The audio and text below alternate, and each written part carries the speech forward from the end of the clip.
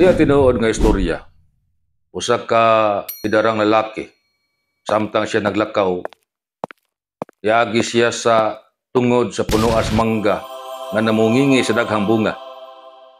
Paguro sa hangin, nabuwak tong usa ka buok bunga. Katlan pod nga gutom ang mao nga idarang lalaki, unya balbangaan na ang bungas mangga. Iyang gikuha, iyang gipunit, karon naatlan nga dinha ang tag-iya sa mangga. O iyahang giakusahan nga nangawat ang mao nga idarang lalaki. O iyang gibaharan nga ipapriso.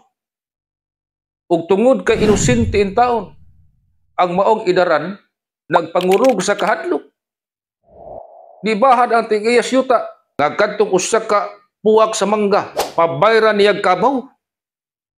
Noong og dili ganin nimo bayran og usa ka buok kabaw kining nahug nga usa ka bungas mangga, mapriso gyud ka. Ang tiguang nga perte ng hadluka kadto in taong iyahang gatasan nga kabaw, mao iyang gibayad ngadto sa tag-iya sa mangga. Laktod nga pagkasulti, ang usa ka mangga nga puwak gibayrag kabaw. Pangutana, sakto ka to? Ningon ang ato ang Article 19 sa New Civil Code. Nga matag tao sa paghimo niya sa iyahang katungod, kinahanglan ipaagi usab og hustisya ug sa makiangayon nga pamaagi. Na may daghan gud nga mga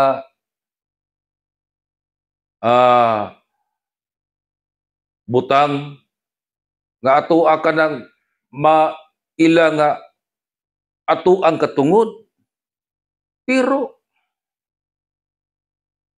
kinahanglan sa makiangayon nga pamaagi.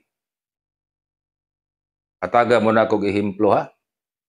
Usa ka inahan, ang iyang bata gikan sa ilaha, nagtibaw og taog maayo. Kay way gatas. Kunya ang iyahang suso di na baka sustinto ba sa pag kinini ang pasuso sa iyahang anak.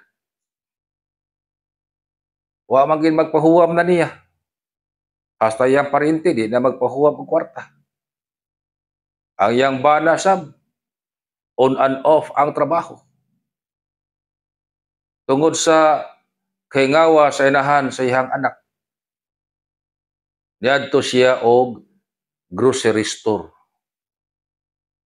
Unya dunay gatas didto nga iyahang nakit-an sa tinguha nga masalbar ang iyahang anak. Nangawat siya og gatas. Ang balor sa gatas 200. Nasakpan man siya sa gwardiya. Ug unya gidakop o gida sa presinto. Pag-abot na ngadto sa presinto, gi times 10. Nagtumo-tumo na og istorya ang management sa grocery store. Ang katarungas gwardiya, kagituyo na para butagam ang makawatan. Ang gatas nga nagbalyo lang og 200, gihimong 2,000. Kaya dili mabayaran, pasakaan og kaso, ug mas taas pa ang penalty. Sakto ba na? Ningon ang ato ang New Civil Code, matag tao sa pagpanalipod niya ug sa paghimo niya sa iyahang kagulingong katungod, kinahanglan siya matinud-anon ug iyaha usab nga ipatuman ang hustisya ug dili siya muhimo sa pag-abuso. Sumatotal, sa matag himo nato sa atong katungod, sa pagpanalipod nato sa atong katungod, atong siguroon nga kini makiangayon og dili mo himo og abuso ngadto sa laing katungod.